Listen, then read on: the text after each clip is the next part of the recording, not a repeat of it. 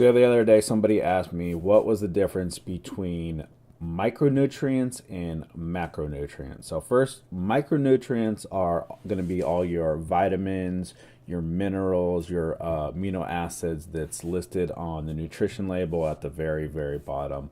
And a lot of people don't look at these two closely because they really don't directly deal with weight loss. It's going to be more overall health than weight gain or weight loss. Now, when it comes to your macronutrients, these are your fats, your carbs, and your protein. And somebody asked, how do you figure out what my macros are?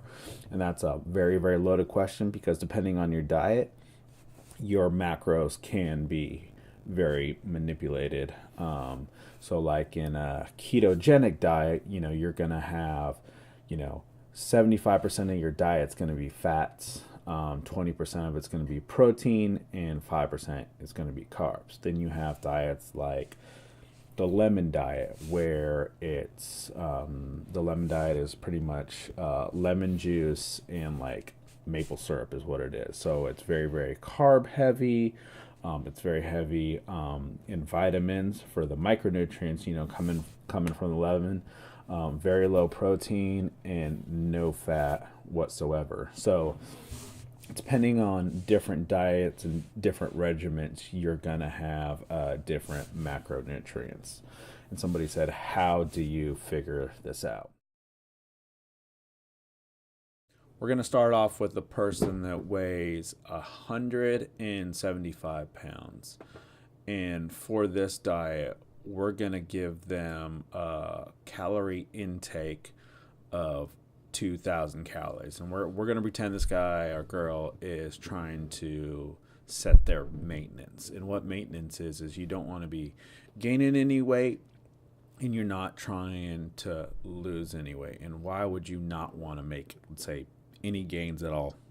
You want to stay where you are, because usually after you come off of a cut, you want to try to reset your metabolism and stay at a certain weight for a period of time and not gain weight, so you know what you have to do to stay at a certain weight.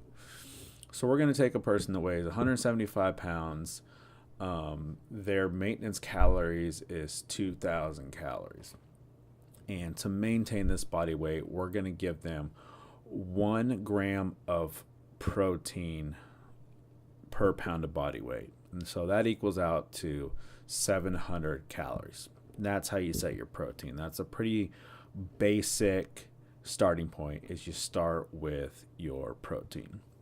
Then from there, we're going to give this person 50 grams of fat. And that equals 450 calories.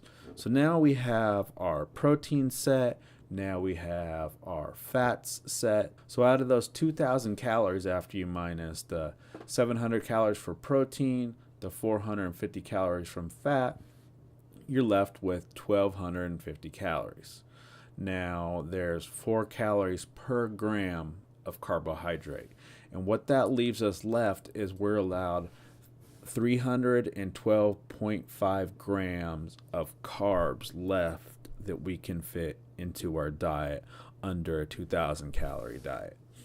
Now from here, if you want to lose some weight, you're going to have to decrease your calories, and then you're going to have to refigure out your macros. So it's going to be a little less for each of those numbers. Or if you want to gain weight, the complete opposite. And then that's the easiest way to figure out your macros when it comes to cutting or gaining weight.